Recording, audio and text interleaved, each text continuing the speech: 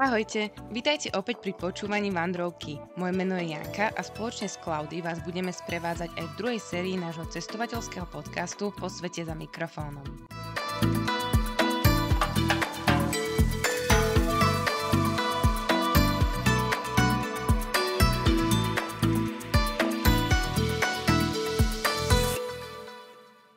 Čaute kamoši, vítajte opäť pri počúvaní Vandrovky. Moje meno je Janka a dnes prichádzame s poslednou epizódou druhej série nášho podcastu. To znamená, že už máme nahratých 20 epizód, čo som veľmi rada, že stále zotrvávame a chystáme aj tretiu sériu s veľmi zaujímavými destináciami. Tak ako pri tej prvej sérii nášho podcastu, tak aj teraz táto posledná bude trošku špeciálna. My sa totiž pozrieme na rok strávený v zahraničí, na nejaké top zážitky, itinerár, ako sa na takúto dlhodobú cestu pripraviť. Ja tu mám dnes špeciálneho hostia, môjho priateľa Adama. Čau Zlato, vitaj.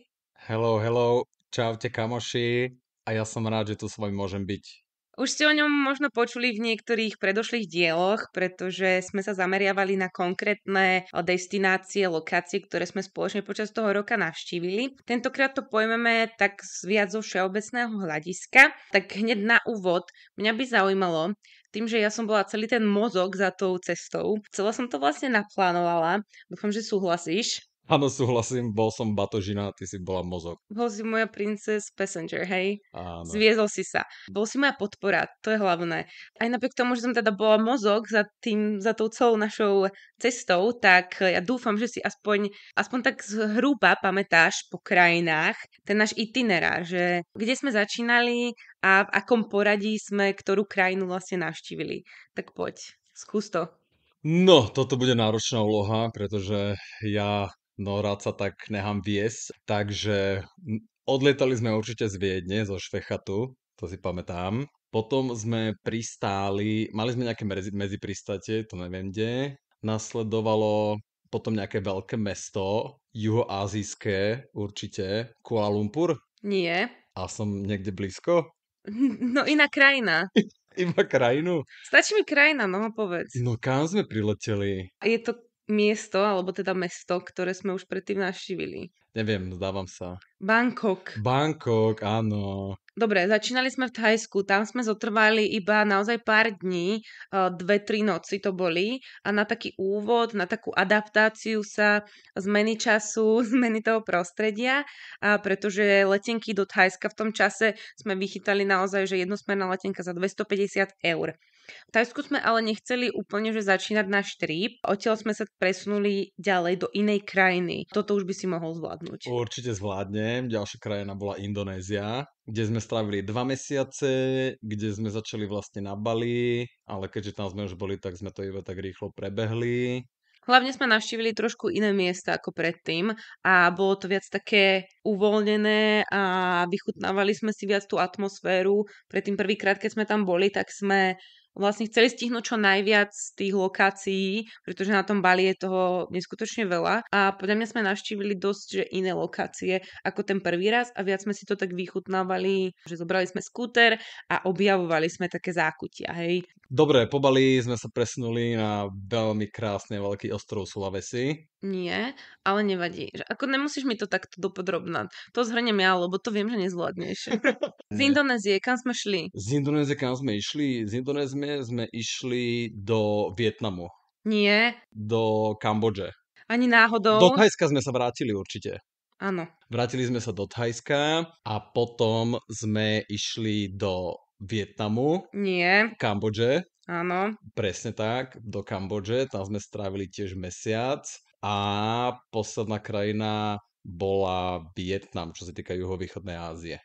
Áno, takže začali sme Bangkok, odtiaľ sme išli do Indonézie 2 mesiace, Thajsko mesiac, Kambodža mesiac a ďalší mesiac bol Vietnam. Následne sme sa presunuli. Následne sme išli na Nový Zéland, tým, že sme dostali víza. Z Nového Zélandu na Samou a zo Samoi Austrália a domov. Áno, dobre, takže zvládli sme to, akože trvalo to, ale zvládli sme to. Ja by som teraz možno vyzdvihla nejaké detailnejšie destinácie, miesta, lokácie. V rámci tej Indonézie sme teda navštívili Bali, potom sme sa presunuli na malé ostrovy, ktoré sa nazývajú... Môžem ja? No povedz. To sú Gili Islands. Jeden je Gili Travangan, druhý je Gili Meno a tretí neviem, lebo tam sme neboli. Áno, takže Gili ostrovy, následne naspäť na Bali, odkiaľ sme leteli do Labuan Bajo. To počujem prvýkrát. Dobre, to bolo mesto, tam sme spali 1 alebo 2 noci, ale odtiaľ sme primárne išli na výlet loďou. Pamätáš si názov?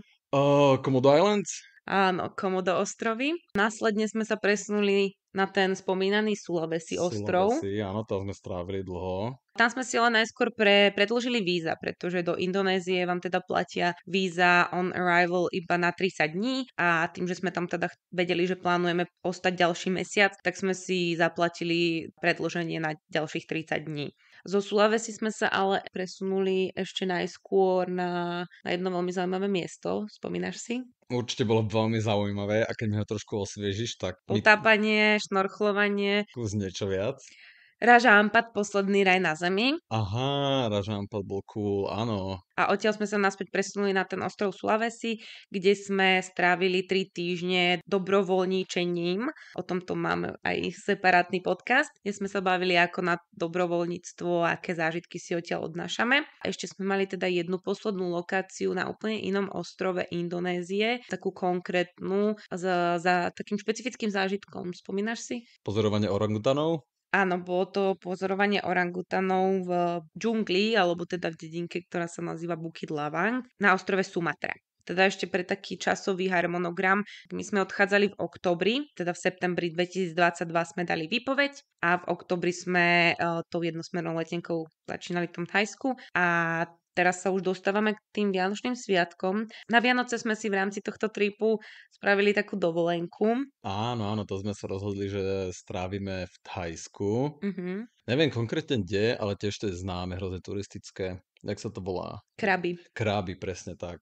Takže tam sme zotrvali celkom dlho tiež na tom jednom mieste, presne kvôli sviatkom, lebo sme tam chceli trošku oddychnúť a užiť si dovolenku vianočnú. Áno, 2 týždne sme v podstate strávili na Krabi, trošku sme si oddychli po tých celkom intenzívnych 2 mesiacoch v Indonézii. Strávili sme tam aj Vianoce, aj Nový rok.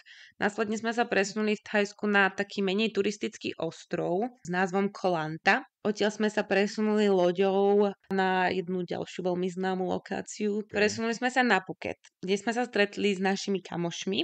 Tam sme teda pár dní pobudli, precestovali sme viac menej celý Phuket. Pár dní sme strávili na Phi Phi Islands a následne sme sa vlastne presunuli cez Phuket do jedného národného parku, Khao Sok National Park, nádherné miesto. Tam nás už všetkých veľmi intenzívne chytla trava jedlom, takže celý tento trip bol taký dosť nešťastný s tými kamarátmi. Poslednou stopkou s kamošmi bol ostrov Koh Samui, na druhej strane vlastne pobrežia Thajska. Tam sme tiež pobudli pár dní a tam sme sa už rozdelili. My sme pokračovali hore na sever a oni teda naspäť domov. Pamätáš si tie lokácie zo severnej časti Thajska? Ako sa to nazývalo? Ja si pamätám, len ťa skúšam. Vôbec netuším. Dobre, nevadí. Už to nebudem ďalej naťahovať, vymenujem to. No. Takže Chiang Mai, Chiang Rai a Pai. Tam sme sa presúvali autobusmi, bolo to menej turistické miesto, veľmi krásne. Následne sme preleteli do Bangkoku. Z Bangkoku sme preleteli do Kambodže, do hlavného mesta Phnom Penh. Tam sme strávili pár dní. Tiež sme sa stretli s ďalšou kamarátkou, ktorá za nami prišla. Kambodžu sme vlastne precestovali takmer celú takými minivanmi alebo minibusmi. Tým, že sme mali naozaj že celkom dosť času, tak to bolo úplne v pohode, aj keď tá infraštruktúra tam nie je ešte úplne vyvinutá, ale je dostatočná. Z Phnom Penhu sme išli teda autobusom do mesta Battambang, také menej známe miesto by som povedala. Následne sme šli autobusom do mesta Siem Reap, ktoré bolo našou takou cieľovou destináciou v celej Kambodži, pretože v tomto meste sa nachádza aj ten historický komplex Angkor Wat, ktorý bol na mojom wishliste veľmi, veľmi dlho. A zo Siem Reap sme sa presunuli do mesta Kratie. To je také naozaj menšie mesto na Mekongu. Nie je tam nič špeciálne, možno aj neodporúčam, pokiaľ máte krátkodobý trip. Odtiaľ sme znova autobusom prešli do Phnom Penhu a z Phnom Penhu do mesta Kampot. Tam to už bolo živšie, milšie a prímorské. Odtiaľ to pochádzajú tie najznámejšie koreniny kampotské a z Kampotu sme sa presunuli na ostrov Korong, ktorý bol mega nádherný. Z Korongu sme šli zase naspäť do Phnom Penhu, do hlavného mesta, odkiaľ sme zobrali autobus a presunuli sme sa do spomínaného Vietnamu. Začali sme na juhu Vietnamu, kde sme začali teda v mestečku Ho Chi Minh. Z Ho Chi Minhu sme sa presunuli do menšieho mesta vyššie nad Ho Chi Minhom, alebo teda Saigonom, do mesta Mui Ne. Z Mui Ne sme pokračovali ďalej už do strednej oblasti Vietnamu, a to Da Nang. Odtiaľ sme navštívili aj veľmi známu dedinku Hoi An a z Da Nangu sme leteli do Hanoja, kde sme strávili v podstate takmer už až do konca vietnamského tripu celý čas, ale ešte sme si teda spravili taký kratší výlet do oblasti Sapa. Následne nás čakal teda Nový Zéland, kde sme dostali Working Holiday víza. Strávili sme tam pol roka, doplnili náš finančný budget a precestovali v podstate celý Nový Zéland od absolútneho vrchu až po absolútny juh južného ostrova. Strávili sme na Novom Zélande mesiac iba cestovaním v karavane. Dali sme si znova takú dovču na Samoe, čo je teda taký ostrov, alebo teda viaceré ostrovy v Oceánii, veľmi zaujímavý, nádherný, tiež o tom máme samostatný podcast, určite odporúčam si vypočuť tento zážitok. A zo Samoi sme sa následne presunuli na posledných pár týždňov do Austrálie, kde sme išli klasicky Sydney. Zo Sydney sme si vzali auto, v ktorom sme mohli prespať a pokračovali sme po pobreží hore až do mestečka Cairns. Navštívili sme Brisbane, Golden Coast, navštívili sme Sunshine Coast, rôzne mnohé zaujímavé destinácie na pobreží. Z Cairnsu sme sa presunuli letecky do Melbourne a z Melbourne sme sa už presunuli teda domov. Áno, presne tak toto bolo. Dobre, poďme na nejaké také, že topky. Účelom aj tohto podcastu je vlastne to, že veľa z našich známych sa nás pýtalo klasické otázky. Koľko vás to stálo? Kde sa vám najviac páčilo? Kde sa vám naopak najmenej páčilo? Splnilo to vaše očakávania? Tak postupne možno. Zlato, ty si moc tých očakávaní možno ani nemal, lebo tým, že aj ja pripravujem vždycky ten plán a ty sa necháš tak nejak unášať tým prúdom a v podstate vždy sa necháš prekvapiť na tom samotnom mieste a možno o to intenzívnejšie tie zážitky prežívaš. Tak keď si to tak teraz spätne zhrnieš a pozrieš sa v čase, že čo bol pre teba taký najintenzívnejší, najkrajší zážitok z celého nášho tripu? Áno, presne tak, ako hovoríš. Nerad si pozerám veci dopredu, pretože na čo by som si pozeral niečo, ako bude vyzerať, keď tam predsa prídem a pozriem si to na vlastné oči. Čo sa týka nejakých zážitkov alebo highlightov, tak to je veľká nevýhoda dlhodobého cestovania, pretože tým, že človek rok cestuje a každý deň sa udeje niečo, či už niečo malé alebo nejaký veľký zážitok, tak za ten rok sa ich nazberá toľko, že potom to človeku povypadávajú a nespomenie si na všetky. Preto ani ja neviem povedať nejaký najväčší zážitok, lebo ich bolo toľko veľa a veľmi veľa z nich bolo veľmi veľkých. Takže neviem, viem povedať, že super zážitok bol, keď som mal ježka v zadku, super zážitok bol, keď ma domáci nahovorili, nech idem chytať ryby rukami do takej drevenej ohrady a všetci sa na mňa smiali a natáčali si ma telefónmi, lebo mi to nešlo. No a ďalšie, takže veľmi ťažko to povedať. A keby som sa snažil teda všetky vymenovať, tak určite na polku zabudnem, lebo ich bolo toľko. Takže nemáš niečo také, že naozaj, že top, ktoré Nie, rezonuje a spomenieš si proste, že toto bolo ono. nie. Mám ich veľa top a podľa mňa aj tie menej top sú strašne zaujímavé a všetky by stáli za zmienku, ale nemáme toľko času. Máš pravdu v tom, že takto, keď dlhodobo človek cestuje, tak tých zážitkov intenzívnych sa nazbiera toľko, že potom je jednoducho veľmi náročné si vybrať nejaký ten top zážitok a ja sama teda tiež neviem povedať za mňa, že jeden. A mám ich niekoľko, určite medzi tie topky najväčšie patrí návšteva toho historického komplexu Angkor Wat, kam som veľmi dlho chcela ísť a prečulo to moje očakávania, pretože je to naozaj tak obrovské historické majestátne miesto, že to si človek nevie ani len predstaviť. Potom určite to bola tá oblasť Raja Ampat, kde sme strávili viac času pod vodou ako nad vodou. Šnorchlovali sme sa tam 5 dní v kuse, pretože ten podmorský svet tam je proste nádherný, jedinečný a človek sa cíti ako v akvárku. Zažili sme tam potápanie s mantami, šnorchovanie so žralokmi, s korytnačkami, rôznymi farebnými rybami. Všetko to bolo brutálne nádherné a nemyslím si, že také miesto na svete ešte zažijem, alebo teda možno aj existuje. Naozaj tam chodia ľudia z celého sveta robiť si aj divingové kurzy. Ono to bolo výnimočné v tom, že tým, že je tam zakázaný rybolov, plus tam pri brehoch a pri molách tie ryby krmia, tak tie ryby sa vás neboja. Tým pádom bolo tam aj zakázané dokonca skákať do vody z mola. To znamená, že vy keď ste vošli do vody, tak tie ryby boli na centimetr od vás a v tisícoch v hejnách, takže naozaj to bol zážitok. No. A medzi taký ďalší, asi že top zážitok by som ešte spomenula dobrovoľníctvo, pretože to bol v podstate môj taký prvotný cieľ celej tej cesty, celej tej dlhodobej cesty, pretože absolvovať dobrovoľníctvo počas nejakej 20-dňovej dovolenky je veľmi náročné. Takže dobrovoľníctvo patrí medzi naozaj top zážitky a ešte by som možno spomenula let nad veľkou koralovou bariérou, pretože to je tiež niečo, čo je jedinečné, majestátne. Učíte sa o tom v školách a zrazu ste tam. Jednak, že sme tam šnorchlovali a jednak, že sme to aj videli z lietadla, leteli sme nad tým pár metrov a bolo to fakt úžasné. O to intenzívnejšie, keď človek vie, že dopadom nášho správania tá koralová bariéra bohužiaľ pomaly vymiera.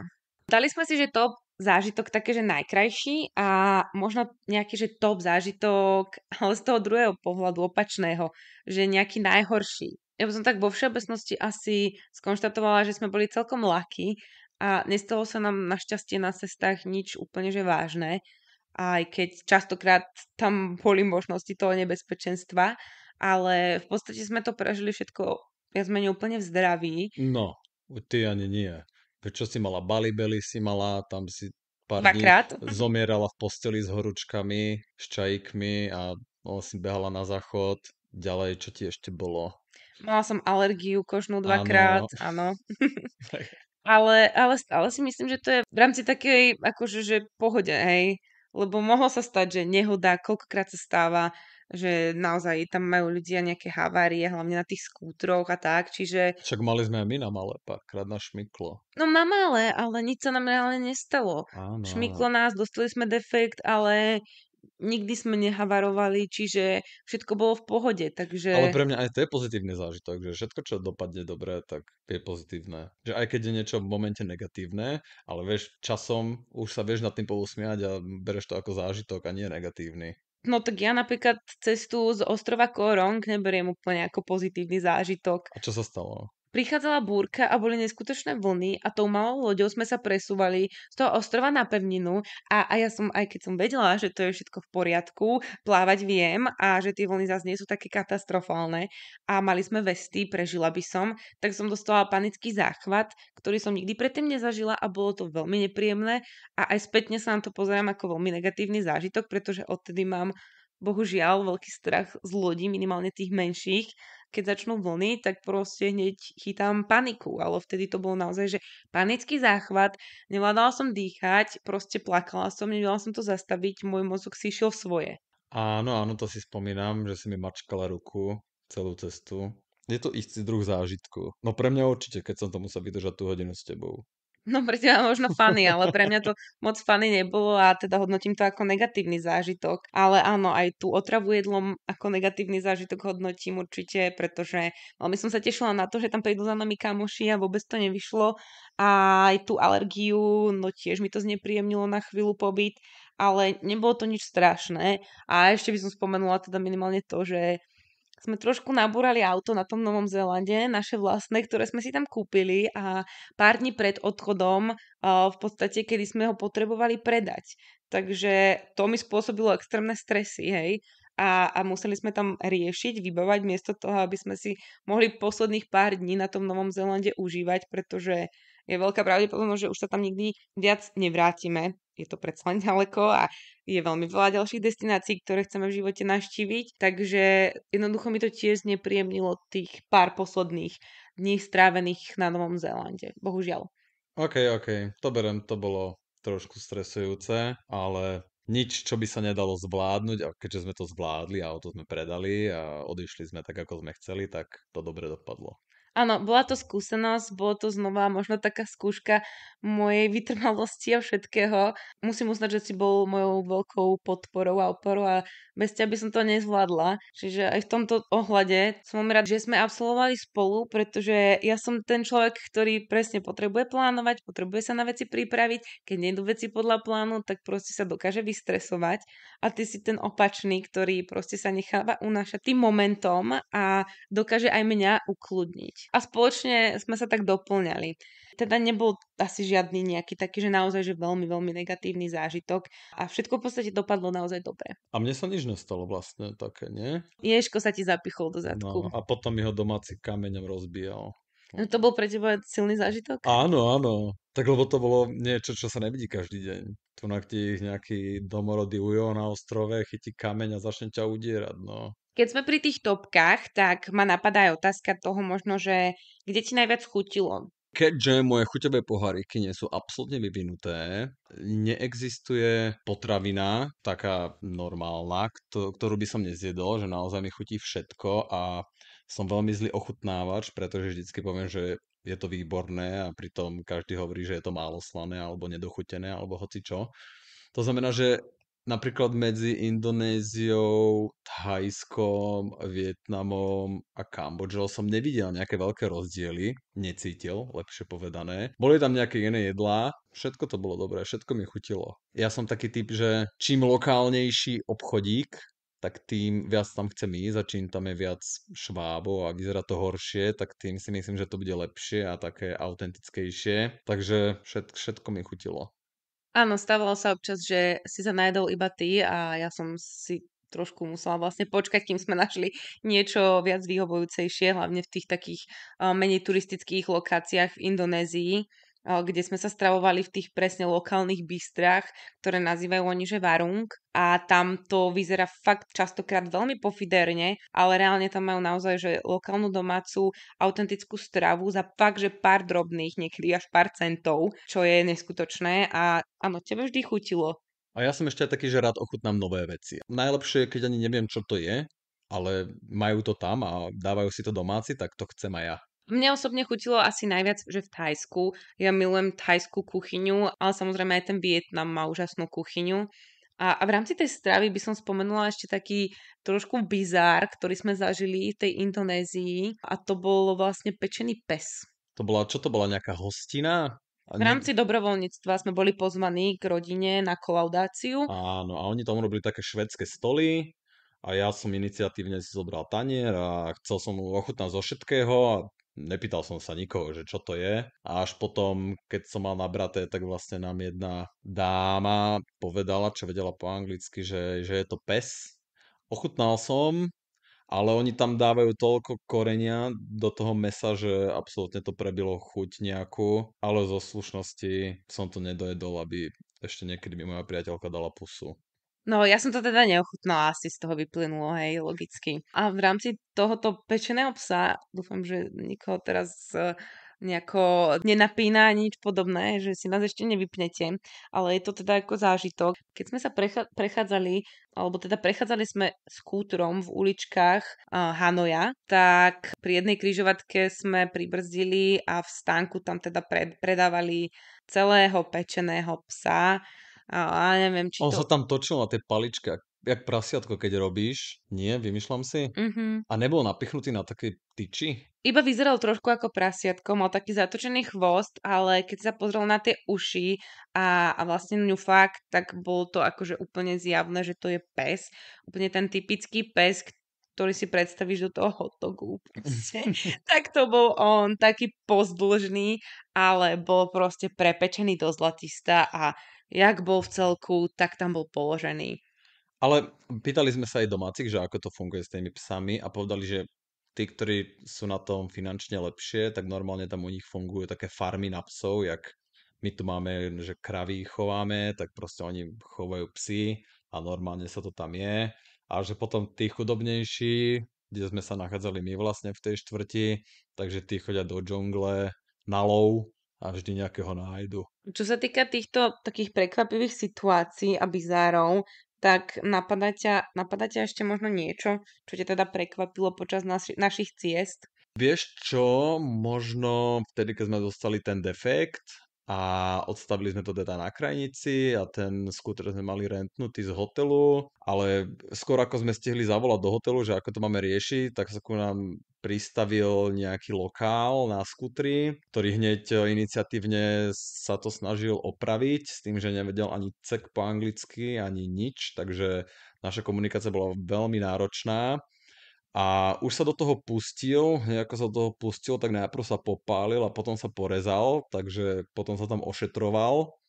A medzi tým my sme sa dovolali do toho nášho hotela, povedali sme im situáciu a povedali sme im, že nejaký, teda ten lokál sa nám to snaží urobiť. A tí nám povedali, že určite nemá nič robiť, pretože si vypýta za to veľké peniaze, že oni idú za nami.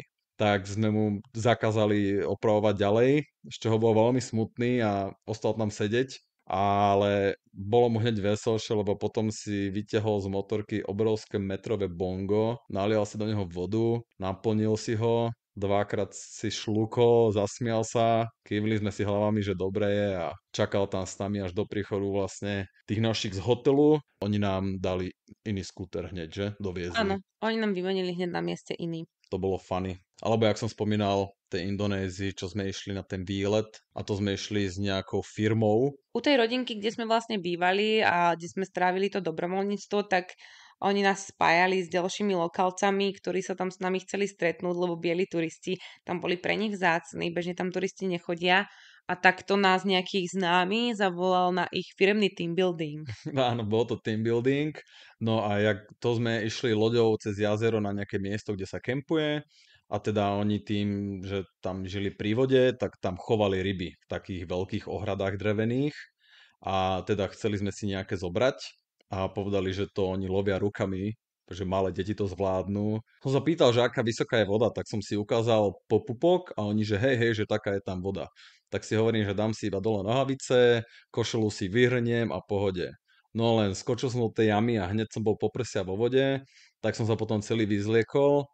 No snažil som sa chytať tie ryby, tá voda bola jak blato, taká kalná, že nič tam nebolo vidno, ani jednu rybu som nevidel. Chodil som tam v tej klietke hore-dole, všetci sa na mne smiali, všetci si ma točili a potom som povedali, že mám ísť von, tak som išiel von a oni keď chytali ryby, tak tam naskakali štyria, dvaja plašili, dvaja chytali, takže len srandičky si za mňa robili. Ale bolo to super, jednak ja som pobavil ich, ja som sa tiež zabavil, takže paráda. To by možno bolo zo zážitkov. A takú otázku najčastejšie, čo sme dostali vždycky, keď sme sa vrátili od všetkých, ktorá krajina vyhráva, ktorá krajina v tebe najviac zarezonovala a zanecháva také najväčšie pozitívne dojmy, že by sa tam možno niekedy v budúcnosti aj chcel vrátiť. Bola to tá Indonézia, ale ja si myslím, že to vôbec nemusí byť tou krajinou, ale že to je tým, že jednak sme tam strávili najviac času a jednak sme tú krajinu tak najviac prebádali do hĺbky. Že naozaj sme išli do lokalít, kde nechodia tí turisti a boli sme tam veľmi s tými domácimi a preto nás to ohúrilo, si myslím. Že možno, kebyže nie sme v Indonézii 2 mesiace, ale sme tam iba 30 dní a ostávame na nejakých takých turistickejších miestach a zažijeme 2 mesiace v Thajsku a presne ideme niekde takto do hĺbky krajiny s domácimi, tam zažijeme dobrovoľníctvo, tak možno, že hovoríme Thajsko. Ja si myslím, teda súhlasím s tým, že to je Indonézia, ale nemyslím si, že to je tým, že sme tam strávili o mesiac dlhšie a že sme teda navštívili iné lokality, pretože Indonézia je extrémne obrovská, je veľmi rozkuskovaná na strašne veľa ostrovoch a každý jeden ten ostrov je strašne iný, jedinečný. Ani sami Indonéšťania proste nevedia, aké rôzne ostrovy tam majú a lokácie a čo všetko sa tam nachádza. Pričom to Thajsko je menšie a je už viac teda precestované, spoznávané a je tam veľmi menej, by som povedala, tých lokácií, kde už nenájdeš turistov a boli by to fakt, že veľmi len odlahlé destinácie. Kdežto v tej Indonézii môžeš nájsť naozaj aj len taký proste, že kus toho raja, aj na tých menších ostrovoch, aj z pohľadu toho prímorského života, tej dovolenky, kde ešte tí turisti nechodia tak často, lebo to tam nie je až tak rozvinuté. Čiže za mňa Indonézia je to naozaj, ale z toho pohľadu, že fakt je extrémne rôznorodá. Máš tam hrozne veľa intenzívnych zážitkov, ktoré môžeš zažiť. Jednak ten posledný raj na Zemi, Raja Ampat, podmorský život, šnorchlovanie.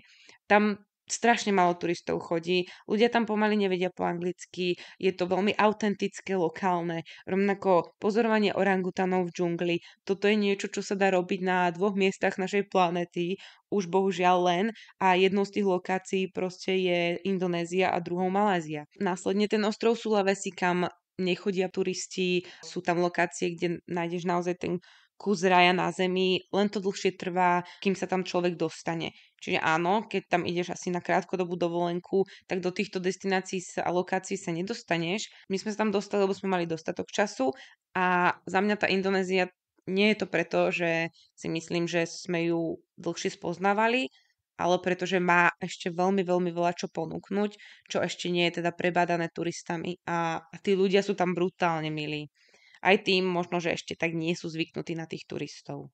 Môže byť naozaj, keď je krajina, čo má 17 000 ostrovov a 220 miliónov obyvateľov, tak určite je tam čo prebádať. Bolo to veľmi zaujímavé, pretože aj srandovné, pretože boli sme v meste Sorovako, kde sa ťažil nejaký materiál, Nikel? nikel, presne tak.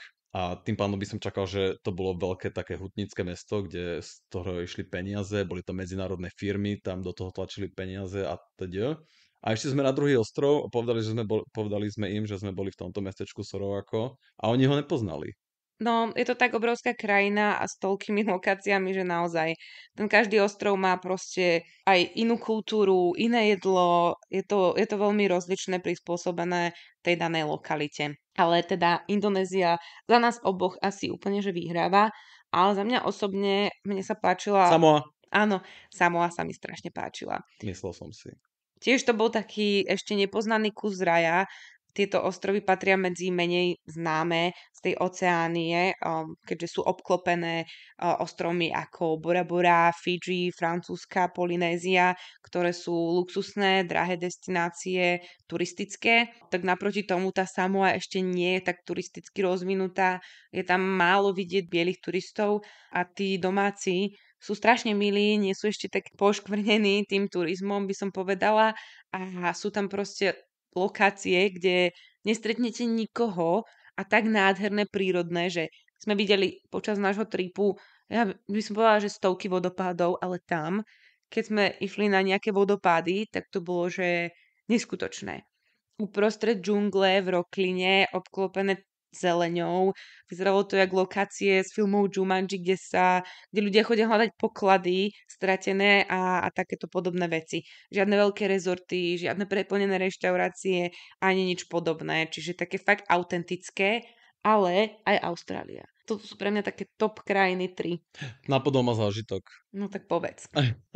Tuším, že to bolo na Samoe, čo sme hľadali nejakú dieru v zemi. Bolo to na Samoe? Áno.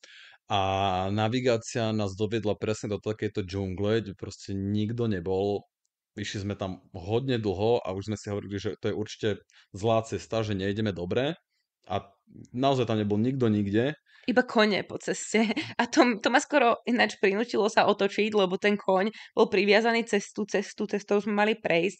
A ja som sa bála, že to je nejaký divoký koň, ktorý proste keď ma zbadá zozadu, tak ma tam kopne do hlavy, hej. A bola to iba taká polná cesta a všade okolo džungla a zrazu oproti nám, už úplne na konci tej cesty, že už sa otáčame, že nič tu není, ide to iba hlbšie a hlbšie do džungle, tak oproti nám proste domáci nejaký, bez trička, ide oproti nám. Tak si hovoríme, že pohode, ideme a jak sa približoval, tak už vidím, že v jednej ruke má mačetu, v druhej ruke má nejakú zbraň, dlhú, neviem, pušku, tak už som videl na Janke, že sa aj vytratil úsmev. Išli sme na to priateľsky, sme sa pozdravili a nemal dobrú angličtinu, absolútne, skoro žiadnu, ale pochopili sme, že je lovec prasiat, začal mi tam ukazovať svoje jazvy, ktoré má z boju s prasaťami divými a dokonca nám ukázal aj tú dieru, že kde je a nás tam posielal, že tam máme ísť, že on nás tam, neviem, čo nám tam chcel vnútri ukázať, lebo to bola fakt, že diera v zemi a možno to išlo niekam ďalej, ale mali sme rešpekt pred ním a nechceli sme s ním skončiť v čiernej diere. Keďže mal tú mačetu v ruke, tak sme milo odmietli a odprevadil na tuším, až k autu nás odprevadil, že? Áno, ale bol veľmi milý, že v konečnom dôsledku nám chcel iba pomôcť. Ale bolo to také nečakané a prekvapivé uprostred tej džungle. Takže vieme, že ktorá krajina sa nám páčila najviac a možno teda zase z toho opačného pohľadu, že ktorú krajinu už by si nepotreboval navštíviť z tých, ktoré sme navštívili. Ani jednu. Ani Indonéziu? Dobre, možno Indonéziu. Ale radšej by som išiel ešte niekam, kde som nebol, ako tam, kde som už bol. Potom, keď si pocestujem všetko, kde chcem ísť a kde som ešte nebol, tak potom sa môžem vrátiť tam, kde som bol a bolo mi dobre a môžem spoznávať ďalej. Dobre, tak možno z iného pohľadu sa na to pozri, že ktorá krajina sa ti teda, povedzme, že najmenej páčila. Viem, že sme v každej krajine zažili niečo pekné a videli niečo pekné, ale ak by niekto možno, že si chcel dať takýto trip, tak najmenej ktorú z týchto krajín, ktorú sme navštívili, by si odporúčil niekomu. Určite by som sa nevrátil do Kambodže. A tebe, Janka, kam si sa už nevrátila? Ktorá krajina sa ti najmenej páčila? Ja by som povedala, že tiež tá Kambodža, lebo precestovali sme tam toho pomerne dosť a nemyslím si, že tam je až tak čo objavovať ako napríklad v tom Thajsku alebo v Indonézii. Ten mesiac stačil, jednoducho zažili a videli sme podľa všetko, čo sme mohli, také intenzívne a pekné. Čiže Kambodžu už by som teda určite nepotrebovala navštíviť. Intenzívne a pekné, myslíš tie masové hroby? Áno, bol to intenzívny zážitok, síce nepekný, ale intenzívny. Je niečo z toho roku a z tých ciest, čo si ty vlastne očakával a nestalo sa? Myslím, že všetko, čo som očakával, tak sa stalo. Očakával som, že to zvládneme, očakával som, že to prejde rýchlo, očakával som, že aj keď ty si chcela ísť oveľa viac cestovať ako ja, takže to budeš horšie zvládať psychicky. Očakával A som, to sa stalo? áno, veď si aj mala breakdowny, že ti všetci chýbajú, rodina, kamoši, že už chce ísť domov. Áno, to bolo počas toho, čo sme sa na chvíľu usadili na Novom Zélande, ale pokiaľ sme teda cestovali v tej juhovýchodnej Ázii, tak som to zvládala dosť dobre. Že to, ako som ja hovoril pred tým cestovaním, že ten rok je veľmi dlho kvôli rodine a kamošom, Tak rok ujde, hej, že rok ujde, tak podľa mňa ty si to horšie zvládla, čo sa týka z tohto pohľadu ako ja.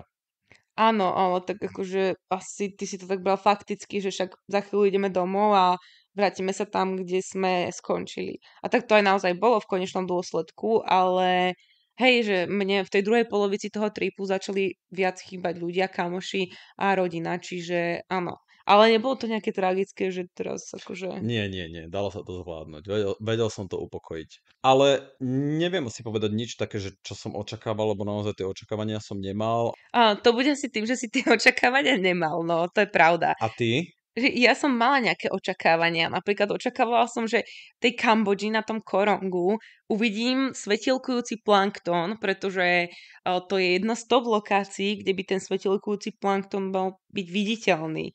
Ale nevideli sme ani prd. Takže to ma veľmi sklamalo. Ale videli sme, veď sme boli na tej výlede Ale to nebolo v Kambodži, to bolo v Thajsku. a tam to bliklo tá voda.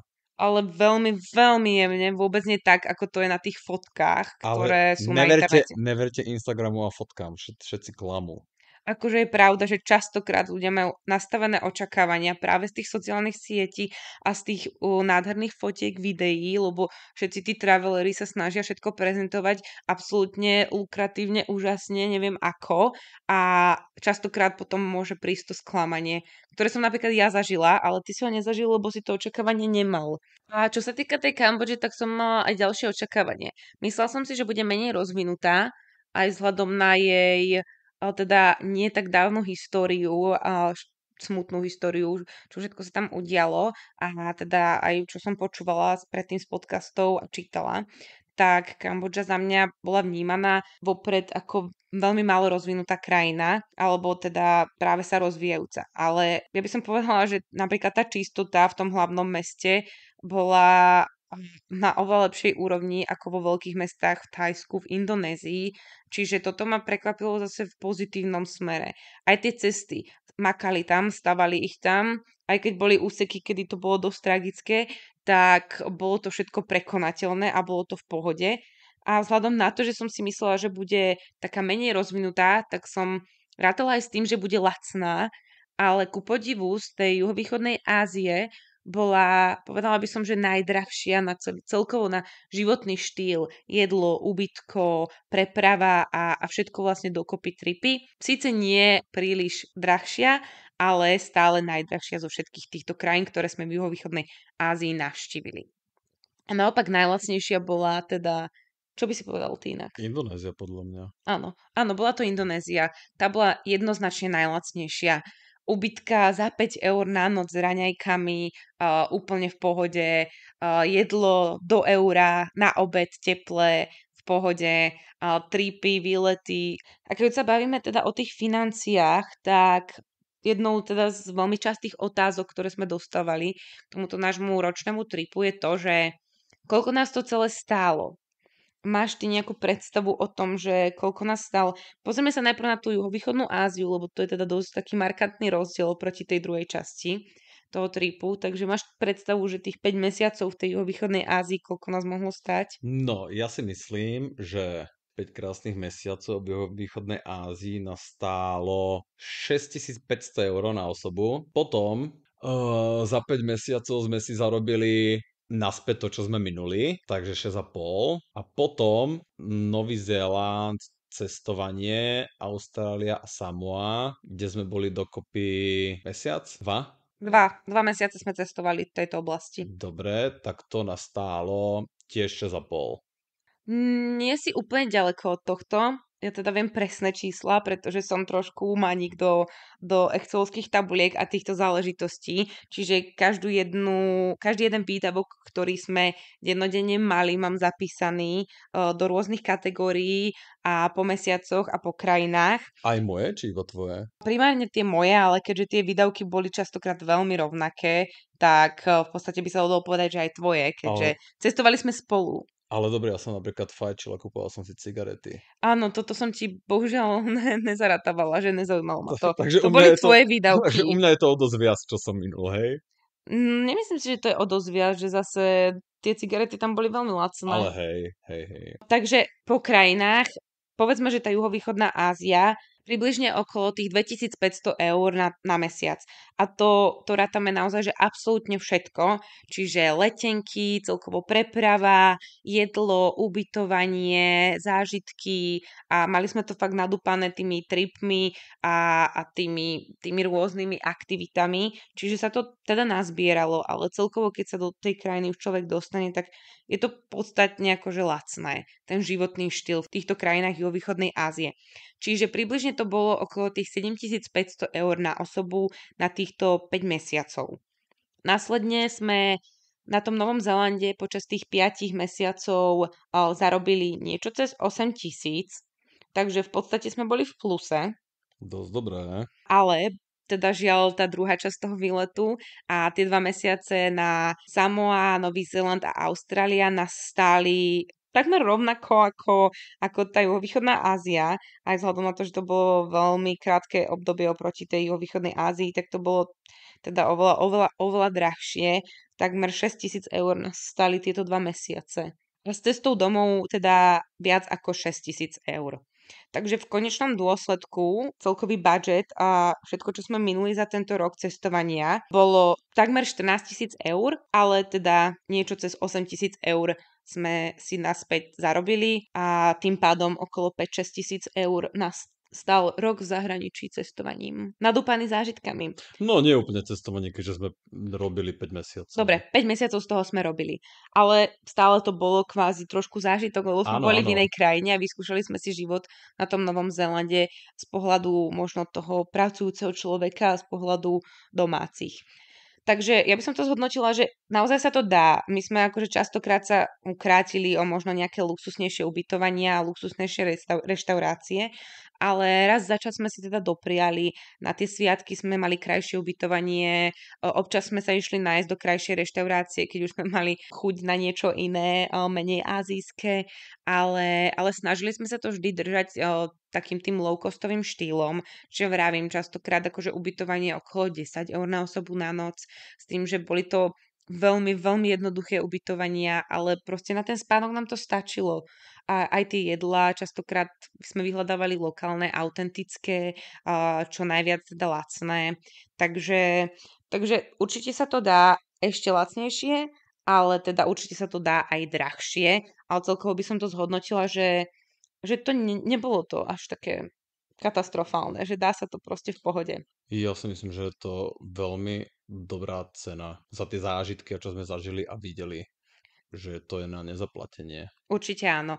Ale ak by teda človek v rámci takéhoto tripu nešiel pracovať, tak tá konečná cena, ako som povedala, je okolo tých 14 000 eur. Čiže dá sa to prežiť, hej, ale je tam potrebné si akože našetriť vopred. A my sme sa teda na túto cestu pripravovali už dlhšie a aj sme si vlastne vytvorili, teda nevytvorili, ja som vytvorila finančný budget a každý mesiac som si teda poctivo odkladala a nebolo to tak, že niekto nám na to dal peniaze, lebo neviem čo, sponzorovaná Experience vôbec. Našetrili sme si na to absolútne sami. Trošku nám zahral do karát to, že prišiel COVID a boli sme zavretí doma a nemali sme toľko možností a aktivít doma Utrácať. utrácať presne, takže sme mali lepšiu príležitosť si vlastne našetriť tie peniaze. Naozaj sa nám to za priebehu roka sa nám podarilo teda našetriť dosť veľký budget na to, aby som spokojne odišla s tým, že mám aj nejakú finančnú rezervu. Súhlasím. A ja tu mám ešte pár otázok, ktoré sme dostali od našich možno poslucháčov. Wow, aj na mňa? Tak všeobecne na túto epizódu. Takže jedna z týchto otázok bola, že čo nám najviac chýbalo z domu. Choď prvá. Mne chýbali kamaráti a rodina, to už sme spomínali, bola to jedna teda z tých vecí, ktoré na mňa dopadli, hlavne tej druhej polovici toho tripu. A následne, ako už aj na tom Novom Zélande, som častokrát spomínala, že by som si veľmi dala naše domáce jedlo, brinzové halušky, sviečková a také tie klasiky slovenské, ktoré proste tam nezoženieš. Mne chýbalo počas toho cestovania po východnej Ázii taká konzistentnosť. Napríklad, neviem, ja rád cvičím a nemohol som si proste, lebo presúvali sme sa, alebo sme mali nejaké ubytko, kde sa nedalo si zacvičiť. Potom som prosil Janku, nech objednáva ubytka aj s posilkou. Takže také, že aktivity, ktoré mám rád, robiť aktivity, ktoré mám rád, kedy chcem, sa mi nedali. Keď som doma a niečo chcem robiť, tak sa vyberiem a idem to robiť. Je to také jednoduché. Tam sa to nedalo. A čo sa týka kamošov a rodiny, tak to som myslím, že zvládol v pohode a jedlo mi nechybalo. Ako som hovoril, ja zjem všetko, takže s tým som bol spokojný. A ty si sa častokrát sťažovala počas tých ciest, že ti chýba taký práve že stereotyp toho, že máš svoje miesto, všetky veci majú to svoje miesto. No, najhoršie to sú tie backpacky proste, lebo človek sa tam musí nabaliť do backpacku veľkého a potom niekam príde, chce si vyťahnuť niečo čisté, musí rozbombardovať všetko, čo má, potom to špinavé musí niekam dať, neoplatí sa vybalovať. No, to bolo akože hrozné. Proste mám rád, keď majú veci svoje miesta a keď niečo chcem a potrebujem, tak viem, kde to nájsť. Alebo teda častokrát si vadilo aj to, že sme sa dosť intenzívne presúvali, a čo súvisí teda aj s tým vybalovaním, balením a s tými vecami, že moc sme sa teda z tých backpackov nevybalovali a tým pádom častokrát to bolo náročné z toho tvojho pohľadu. Mne toto osobne nevadilo, že som bola pripravená na to sa presúvať a vždy som sa tešila za tými novými zážitkami, vedela som, čo nás čaká ďalej. Takže mne tento stereotyp, že vôbec nechybal, a ani to vybalovanie, balenie, síce som mala akože neporiadok v tých veciach a úprimne, čím menej veci máte aj na dlhodobú cestu, tak tým lepšie. No a hlavne ty si mala ešte tretinu svojich vecí u mňa v backpacku, takže môj backpack bol dvakrát taký veľký a raz taký ťažký. Pamätám sa aj situácie, kedy si nevládzala ísť do kopca a ja som si dal na seba obidva, jeden spredu, jeden zozadu. Tak v tom teple to bolo náročné. No. Ale musíš poznamenať aj to, že sme mali ešte 2 malé backpacky a tie som nosila zase ja. No chudáčik. A z tých vecí, ktoré hovoríš, že moje veci sa presunuli do tvojho backpacku, tak to nie je úplne pravda, pretože veľa z tých vecí sme mali spoločných, ako napríklad lieky. Ktoré som nepotreboval. Vždy treba byť pripravený. Kozmetika a veci, ktoré sme proste používali spoločne. Tu sme viac menej zodpovedali asi aj otázku, že akú batožinu sme mali, takže mali sme 2 veľké backpacky a 2 malé backpacky. Určite by som na takúto dlhodobú cestu a samotné presúvačky veľmi intenzívne nechcela cestovať s kufrom. Koľko litrové máme tie backpacky, povedz? Ja mám tuším 40, A ja mám 60? myslím, že ty máš 60, Dobre. A áno. potom dva normálne baťohy, také Áno. školské. A to nám úplne stačilo a povedala by som, že dokonca sme ich preplnili, pretože potom z tých krajín my sme si častokrát chceli niečo aj zobrať so sebou domov na pamiatku alebo tak, ale už sme tam príliš toho priestoru nemali. Ale zase na druhú stranu na konci toho tripu sme veľa veci povyhadzovali, lebo sme ich opotrebovali a podobne. Ale naozaj si netreba brať strašne veľa vecí z domu, všetko dokážete kúpiť aj na mieste. Viac menej. Ďalšia otázka bola, že aký bol pre nás život po návrate? No, zo začiatku veľmi náročný, pretože keď sme cestovali, tak sme sa celkom aj, by som povedal, že zdravo sme žili, nepili sme alkohol, keď tak nejaké pivko sme si dali alebo tak. A človek príde na Slovensko, po roku sa vidí so všetkými a hneď sa ide piť a oslavovať, že sme tu. Takže prvé týždne boli veľmi náročné, veľa sa pilo, veľa sa oslovovalo. Hlavne ty. Hlavne ja, uznávam. Ale celkovo tá adaptácia späť do toho života naspäť na Slovensku bola celkom rýchla, pretože naozaj veľmi veľa sa toho neudialo počas toho roku. Že nič také závažné. Už sme v tom veku, kedy ľudia majú zabehnuté životy, kedy proste ten čas letí, ani nevie človek ako, pracovne a každý má svoje aktivity, takže v podstate ani my, ani ostatní si ani len nevšimli, že sme boli až teda ten rok preč. Že ubehlo to, že strašne rýchlo. Takže z tohto pohľadu ten život naspäť na Slovensku bol ako keby sa nič neudialo. Akurát teda, že dlhšie sme si trošku hľadali prácu, ale nakoniec všetko super a teraz si myslím, že sme obidvaja veľmi spokojní, len s kopou krásnych zážitkov. Myslím, že čo sa týka práce, tak možno ešte lepšie ako bolo. Že nás to posunulo ďalej. Áno, určite sme si to tak nejako aj my uzrejmili počas toho roka, že čo viac od života chceme a nejaké priority. Takže že čo ti to teda vlastne dalo to cestovanie? Z tohto možno osobnostného a charakteristického pohľadu. Mňa asi nič. Minimálne si sa naučil konečne piť vodu. Áno, ináč vidíš to, na to som aj zabudol. Už je to pre mňa taký štandard, že na to nemyslím. Celý život som neznášal vodu, ale počas cestovania nebol na výber. Proste jedine sladké vody som nechcel piť, takže vodu a ostalo mi to a žijem na vode odtedy. A som vďačný, že sa môžem napiť kedykoľvek z kohutíka hociakého, že nemusím vyhľadávať obchody. A ja som za to veľmi vďačná. A ja by som povedala, že možno ma to určitým spôsobom spravilo trošku viac takou vyčilovanou, lebo áno, že boli tam nejaké tie stresové situácie a človek sa musel adaptovať a prispôsobiť v tom danom momente a ten život tam není taký usporiadaný, hlavne v tej juhovýchodnej Ázii, čiže prispôsobovala som sa na mieste a tým pádom som sa teda možno naučila viac veci brať v danom momente aj tu teraz. Že neplánovať si všetko, nesústrediť sa až tak na tú budúcnosť a podobne.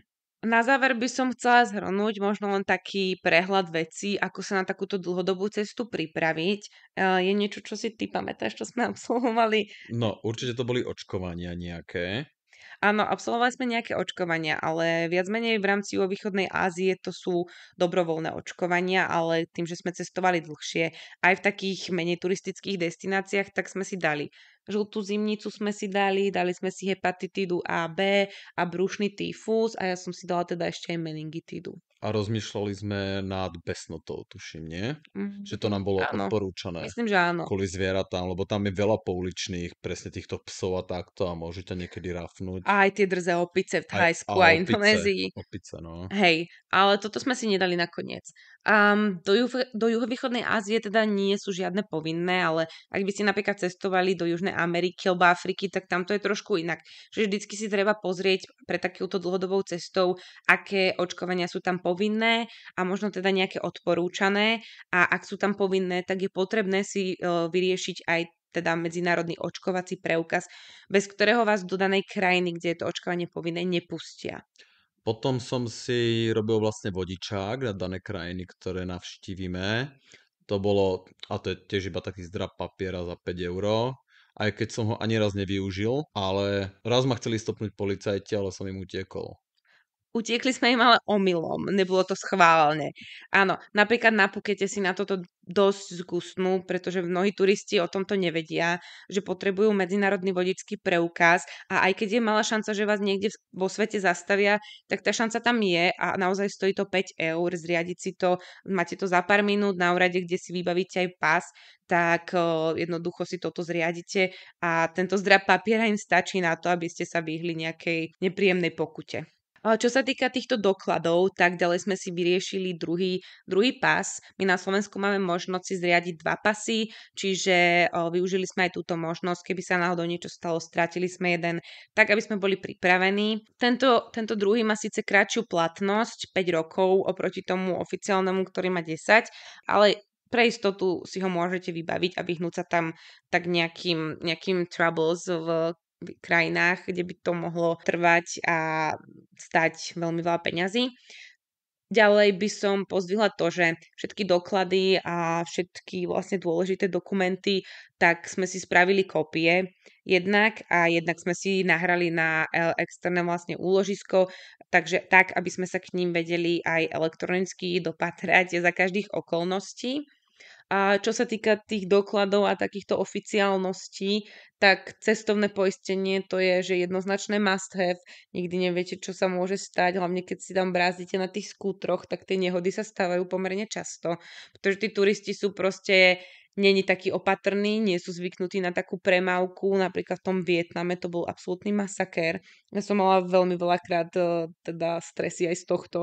Čiže určite si zriadiť cestovné poistenie a s týmto súvisí aj to, že vlastne ak sa chystáte na dlhšie ako pol roka do zahraničia a máte takéto cestovné poistenie, ktoré teda trvá viac ako pol roka, máte možnosť sa odhlásiť zo zdravotnej poisťovne na Slovensku.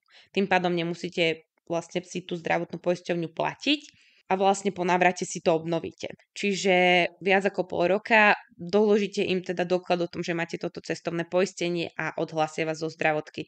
Rovnako sme sa odhlasili aj z úradu práce, ale následne, keď sme sa vrátili, tak sme v pohode, kým sme si našli prácu, dokázali poberať dávku v nezamestnanosti, čiže to bolo úplne v poriadku. A čo sa týka takýchto záležitostí a prípravy, tak by som ešte spomenula, že sme si spravili všetky teda preventívne prehliadky predtým, než sme odišli, aby sme boli naozaj v dobrom zdravotnom stave. Nemuseli na cestách hneď niečo riešiť, čiže je fajn asi absolvovať aj tieto zdravotné prehliadky. Odporúčam určite si zriadiť medzinárodný účet. My sme mali Revolutku, obidvaja. Napríklad stalo sa nám, že naše slovenské karty sa snažili zneužiť a jednoducho nám ich zablokovali. K novej karte slovenskej sme sa nevedeli dostať, ale peniažky sme si vedeli stále presunúť na tú Revolutku a tú Revolutku používať s tým, že táto medzinárodná banka má aj menšie poplatky. Čiže toto odporúčam a odporúčam možno sa zaregistrovať na Ministerstvo zahraničných vecí Slovenskej republiky, kde vás potom evidujú, trekujú, ak sa tam náhodou stane nejaká prírodná katastrofa, niečo, tak aby proste mali tie informácie, vedeli možno zakročiť. A to je asi teda viac menej všetko. Toto sú veci, ktoré sme my riešili. Pripravila som si nejaký zoznam tých liekov, klasický, nech tam nemusíme zháňať, ale inak sa všetky ostatné veci dajú vyriešiť aj na mieste. Takže za mňa to je asi všetko. Myslím, že sme to tak viac menej zhrnuli. Ďakujem ti veľmi pekne aj, že si sa podelil o tvoje zážitky, pocity, dojmy z tejto našej ročnej cesty. Za maličko, kedykoľvek, ale ja mám na teba ešte jednu špeciálnu úlohu. No povedz. Tak ako si ma ty na začiatku skúšala, tak ja ťa idem teraz vyskúšať v cudzích jazykoch, čo sme sa naučili. Takže si poprosím, ako sa povie po thajsky ďakujem. Krpunka? Kapunka, veľmi správne. Ako sa povie ďakujem po vietnamsky. Tak to si nepamätám. To bolo come on, come on. Ďakujem po indonésky. Terima kasih? Po indonésky jesť. To si nepamätám. Makam, makam. Makam. Ako sa máš? Vieš čo, ja som není moc na tieto jazyky lingvista, takže neviem. Apakabar. Dobre, takže neprešla si tak ako som ja neprešiel, je to fér. Áno, aspoň v niečom si spokojný. Áno. Dobre, ďakujem vám veľmi pekne za vypočutie a určite si nenechajte ujsť ani našu tretiu sériu. Máte sa na čo tešiť, ideme do extrémne zaujímavých destinácií, Kam? napríklad do Číny, do Pakistanu, a pôjdeme aj do Vietnamu Wow. a mnohé ďalšie. Takže máte sa na čo tešiť. Ďakujeme za vypočutie. Čaute, čaute. A môžete nás nájsť aj na sociálnych sieťach, Instagram, TikTok, vandrovka.podcast. Dajte nám vedieť, kde nás počúvate, označte nás, šerujte, komentujte a ak sa vám páči, lajkujte. Čaute.